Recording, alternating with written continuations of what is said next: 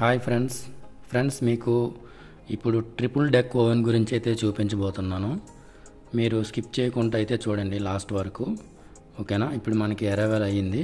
ఇదిగో దీంట్లోనైతే మనకి triple deck oven అనేది ఉంది.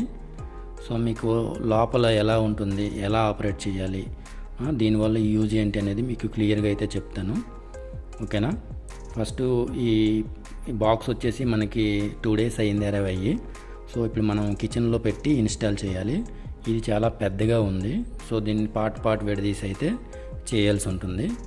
సో దానికోసం మనం ఏంటంటే ఫస్ట్ ఇదంతా ఓపెన్ చేసుకొని నెక్స్ట్ మీకు కనిపించేది ఇది ఉంది కదా, సిన్మ్యాగ్ అని, ఇదే కంపెనీ అనమాట. దీంట్లో మీరు 3 డెక్లు అయితే చూస్తున్నారు, పైనుంచి కింది వరకు. బ్యాగ్ వాడేవ్వలేదు, టెక్నీషియన్ది, కంగారు పడొద్దు. ఇది మోడల్ నెంబరు, ఓకేనా. చూసుకోండి మోడల్ నెంబరు, తర్వాత ఎంత KW అనేది, కిలోవాట్ అనేది, ఓకేనా. ఇది క్యాసియన్, జాగ్రత్తగా ఉండండి అని చెప్పి. నెక్స్ట్ వీడియోలోకి వెళ్తే మనకి ఇలా ట్రిపుల్ డెక్ అనేది కనిపిస్తుంది. దీని సిస్టమ్ వచ్చి బాగుందండి. పాత దానికంటే అంటే పాతది మన దగ్గర మాన్యువల్ సిస్టమ్ ఉండేది, కానీ ఇది ఆటో సిస్టమ్ ఉంది, చాలా బాగుంది కూడా. సో ఇప్పుడైతే మీకు పార్ట్ అయితే ఎక్స్ప్లెనేషన్ అయితే చేస్తాను, ఓకేనా. బ్యాక్ సైడ్ వ్యూ అయితే ఒకసారి మీరు అబ్జర్వ్ చేయండి. కేబుల్ అయితే చాలా మంచిగా కూడా ఇచ్చాడు, 10 square అయితే ఉంది. ఇది చూడొచ్చు. పైన 2 ఇవి ఉన్నాయి కదా, ఈ సోలనాయిడ్ వాల్స్.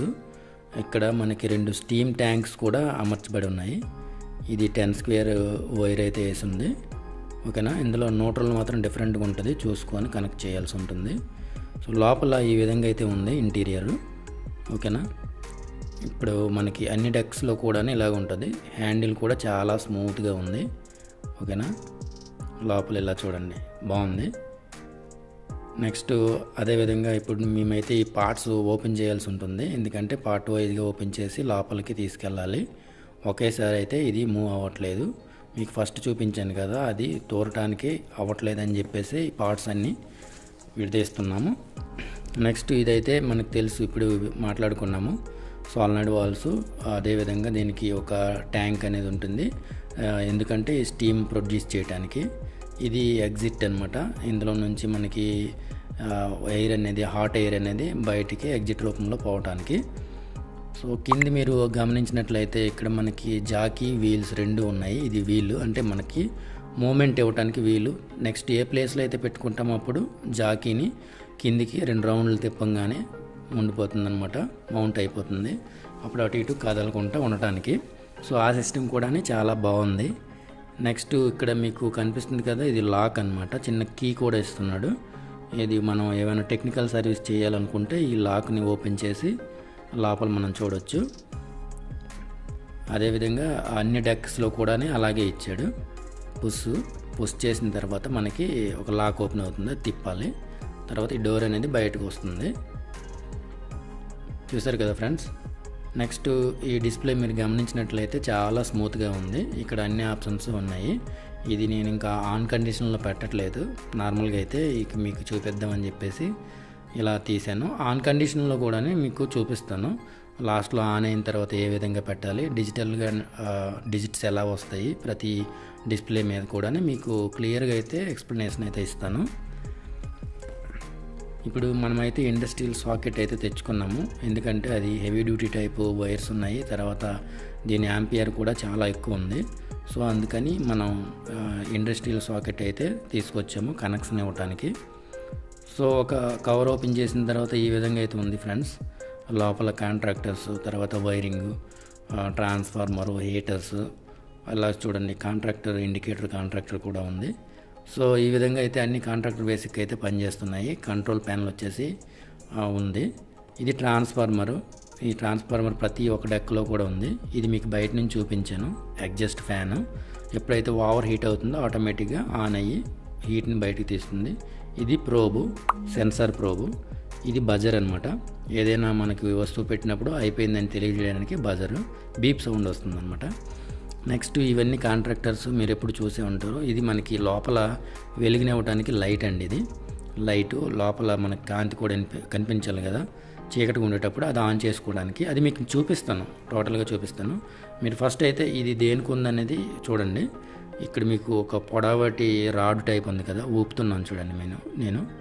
సో ఇది ఎందుకు అంటే ఇది ఎగ్జిస్ట్ లోపల ఎగ్జిస్ట్ బయటకు వెళ్ళడానికి మీకు ఇది చూడు హోల్ ఉంది కదా, జూమ్ చేస్తాను.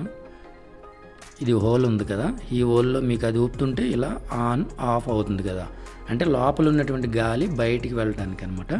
ఇది పుష్ అండ్ పుల్ చేయటం వల్ల అంటే లోపల ఫ్యాన్స్ ఉంటాయి కదా, అది ఓపెన్ అయ్యి బయటికి ఎయిర్ అనేది పోతుందన్నమాట. అంటే ఎప్పుడైనా హాట్ సర్ఫేస్ ఉండేటప్పుడు మనము ఇది ఓపెన్ చేసుకున్నప్పుడు లోపల ఎయిర్ అనేది బయటికి ఎగ్జిట్ అయిపోయి అప్పుడు కూల్ అవుతుంది. అప్పుడు మనం ఐటమ్స్ అనేది క్లియర్గా బయటికి తీసుకోవచ్చు. సో మీరు చూసారు కదా, ఇప్పుడు టోటల్ అయితే తీసాము, ఒక పార్ట్ అయితే తీసాము. ఇది పైన టాప్ పార్ట్ అనమాట. తర్వాత ఇది సెకండ్ మిడిల్ పార్ట్. ఇప్పుడు మూమెంట్ చేయడానికి చాలా ఇబ్బందిగా ఉంటుంది. టోటల్ ఒకేసారి తీసుకెళ్ళాలంటే చాలా కష్టము. సో ఇదేంటంటే పార్ట్ విడదీసాము. ఇప్పుడు పార్ట్ అనేది మేము మూమెంట్ చేస్తాము పైకి. అంటే అదే ఫస్ట్ ఫ్లోర్లో అయితే కిచెన్ ఉంది బేకరీకి సంబంధించి. సో అక్కడికైతే ఇప్పుడు తీసుకెళ్లాల్సి ఉంటుంది. ఇది ఫ్రెండ్స్ చూశారు కదా, ఈ విధంగా అయితే లోపల ఉన్నాయి డిజైన్ చేసి ఉంది. తర్వాత ఇవన్నీ మేము ముక్కలు చేసి లోపల అసెంబ్లింగ్ అయితే చేయాల్సి ఉంటుంది. ఇది మనం పెట్టుకోవాల్సిన స్పాట్. చూసారా, ఈ విధంగా అయితే ఇది పాత డెక్ పోయిందనమాట. అండ్ పక్కన అయితే కొత్తగా ఆటోమేటిక్ వచ్చిన ట్రిపుల్ డోర్ డెక్ అయితే ఇన్స్టాలేషన్ చేస్తున్నాము. చాలా మ్యాన్ పవర్ అయితే కావాల్సి ఉంటుంది, ఎందుకంటే చాలా బరువు ఉన్నాయి అవి. ఓకేనా, ఇప్పుడు చూసారు కదా, టోటల్గా అయితే మళ్ళీ రీఅసెంబ్లింగ్ అనేది చేసాను. ఇప్పుడు లోపల లైట్స్ అన్నీ మొత్తం టోటల్ కంట్రోల్ ప్యానల్ అనేది ఆన్ అయిపోయింది. చూసారా, మీకు ఈ ఎక్స్ప్లెనేషన్ కూడా క్లియర్గా అయితే ఇప్పిస్తాను. అంటే మీకు అర్థమయ్యే విధంగా అయితే చెప్తాను. ఓకేనా, ఇది డిస్ప్లే మొత్తం ఇలా ఈ విధంగా అయితే వెలుగుతుంది. అయితే ఒక్కో డెక్లో రెండు హీటర్స్ ఉంటాయి ఫ్రెండ్స్.